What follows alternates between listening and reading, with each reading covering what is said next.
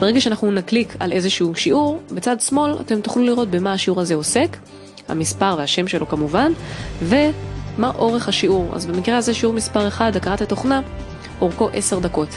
וכדי להתחיל ללמוד, אתם פשוט יורדים כאן לנגן כעת, או שאתם עולים למעלה לחלון הזה, מקליקים עליו, והשיעור שלנו יתחיל.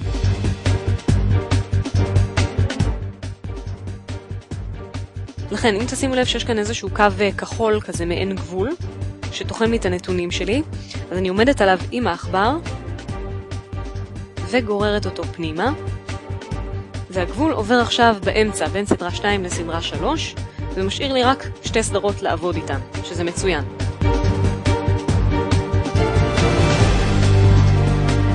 וכאן נפתח לנו איזשהו חלון, ומבקש ממני ליצור סיסמה, שבלעדיה לא ניתן יהיה לפתוח את הקובץ הזה, או כאן למטה סיסמה שבלעדיה אי אפשר יהיה לערוך שינויים במסמך הזה. או שאני יכולה לבחור בשתי האופציות האלה ביחד.